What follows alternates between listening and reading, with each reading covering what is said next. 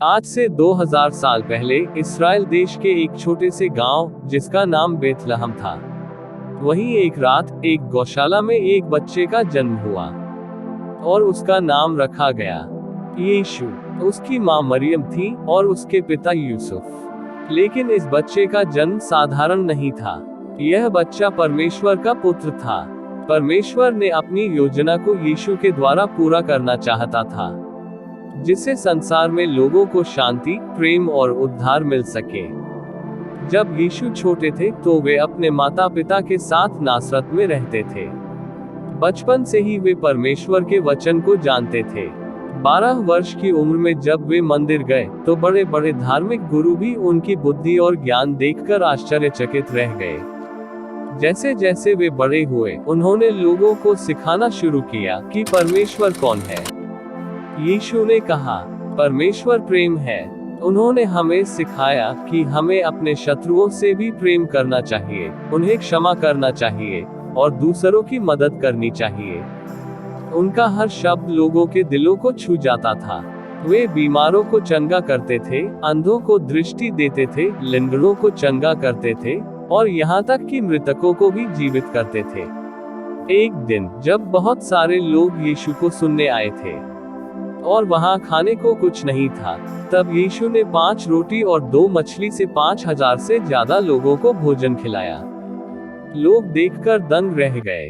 उन्हें समझ में आ गया कि ये कोई साधारण मनुष्य नहीं है, बल्कि परमेश्वर के पुत्र है। लेकिन मेरे प्रियो, हर कोई उनसे खुश नहीं था। उस समय के धार्मिक नेता उनकी लोकप्रियता देखकर जलने लगे। वे उन्हें मारना चाहते थे। अंत में उन्होंने यीशु को क्रूस पर चढ़ा दिया। जब यीशु का लहू पसीने के जैसा टपक रहा था, तब भी उन्होंने कहा, हे पिता, इन्हें क्षमा कर, क्योंकि ये नहीं जानते कि ये क्या कर रहे हैं। सोचिए, मरते समय भी वो दूसरों को क्षमा कर रहे थे। यीशु के मृत्यु के बाद उन्हें कब्र में दफना दिया गया। 3 दिन बाद जब उनकी कब्र पर कुछ स्त्रियां उन्हें देखने आईं, तो उन्होंने देखा कि पत्थर लुढ़का हुआ था और कब्र खाली थी। एक स्वर्गदूत ने कहा, तुम्हें जीवित को मरे हुओं में क्यों खोजती हो? यीशु जीवित है। हाँ मेरे प्रियो, यीशु मरकर फिर जी उठे। और उन्होंने अपने चेलों से कहा, तुम्हें शांति मिले। देखो, जगत के अंत तक मैं तुम्हारे साथ हूँ। हाँ मेरे प्रियो, आज भी यीशु मसीह जीवित है। वे हमारे पापों के बदले अपना प्राण दिया कि हम अनंत जीवन प्राप्त करें। परमेश्वर नहीं चाहता है कि कोई भी व्यक्ति नरक का भागीदार हो। इसीलिए उन्होंने कहा, मैं मार्ग हूँ, सत्य हूँ और जीवन हूँ। मेरे बिना कोई पिता के पास नहीं पहुँच सकता। इसका अर्थ है कि अगर हम अपने पापों के लिए क्षमा मांगे और उन्हें अपना उद्धारकर्ता स्वीकार करें, तो वे हमें नया जीवन देंगे। वो हमारे दिलों में शांति, प्रेम और आशा से भर देंगे।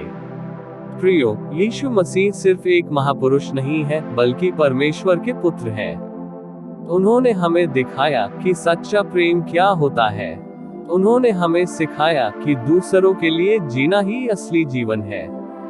अगर आपका दिल दुखी है, टूटा हुआ है, यीशु धीमी आवाज से पुकार रहा है, मेरे पास आओ, मैं तुम्हें विश्राम दूंगा। क्या आप आज यीशु मसीह को अपने जीवन में स्वीकार करके उद्धारकर्ता के रूप में ग्रहण करना चाहते हैं? तो आमीन टाइप करें और उसकी महिमा के लिए हल्लेलुया भी जरूर टाइप करें। God bless you all.